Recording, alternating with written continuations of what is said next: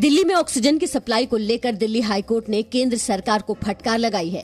Oxygen की कमी और कोरोना से जुड़े मुद्दों पर सुनवाई के दौरान कोर्ट ने दिल्ली के बत्रा अस्पताल में ऑक्सीजन की कमी से कोरोना के मरीजों की मौत पर नाराजगी जताई।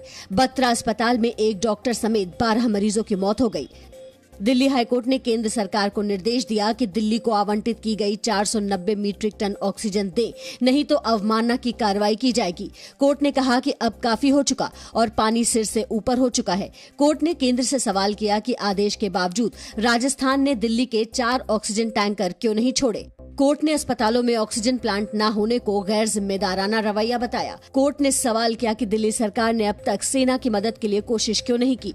कोर्ट ने कहा कि अगर आप सेना से मदद लेंगे तो वो अपने स्तर पर काम करेंगे। दिल्ली सरकार ने कोर्ट में कहा कि कुछ सप्लायर्स या तो ऑक्सीजन कम दे रहे हैं या नहीं दे रहे हैं, जिसके बाद कोर्ट ने सप्लायर्स के वकीलों को अगली सुनवाई में मौजूद रहने के निर्देश दिए।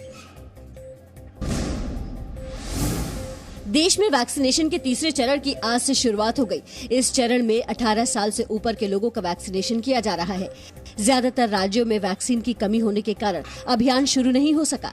ऐसे राज्यों में पश्चिम बंगाल, पंजाब, तमिलनाडु, उत्तराखंड, कर्नाटक, ओडिशा, जम्मू कश्मीर, गोवा और अरुणाचल प्रदेश शामिल है। महाराष्ट्र में भी वैक्सीन की कमी की वजह से आज आंशिक रूप से तीसरे चरण के वैक्सीनेशन अभियान की शुरुआत हुई, जबकि दिल्ली में कुछ प्राइवेट अस्पतालों में ही 18 साल से अधिक उम्र के लोगों का वैक्सीनेशन हुआ। राजस्थान और छत्तीसगढ़ में भी आज से तीसरे चरण की शुरुआत हुई। उत्तर प्रदेश के 7 सबसे ज्यादा कोरोना प्रभावित जिलों में आज से 18 साल से अधिक उम्र के लोगों का वैक्सीनेशन किया गया। मुख्यमंत्री योगी आदित्यनाथ ने कहा कि जल्द ही अन्य जिलों में भी अभियान को शुरू कर दिया जाएगा।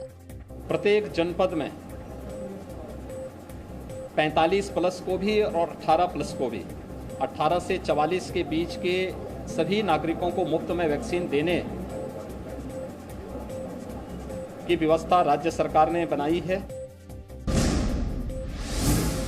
रूस से कोरोना वैक्सीन स्पुतनिक 5 की पहली खेप भारत पहुंच गई है।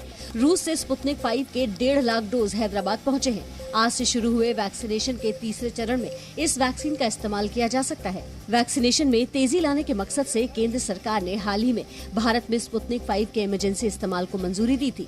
विदेश मंत्रालय ने अपने बयान में रूस के साथ मित्रता का जिक्र करते हुए कहा है कि इस तीसरी वैक्सीन से वैक्सीनेशन अभियान को गति मिलेगी।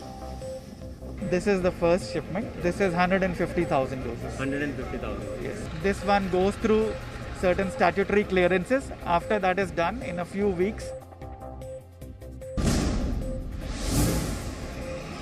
दिल्ली में कोरोना के बढ़ते मामलों को देखते हुए लॉकडाउन को 1 हफ्ते के लिए और बढ़ा दिया गया है।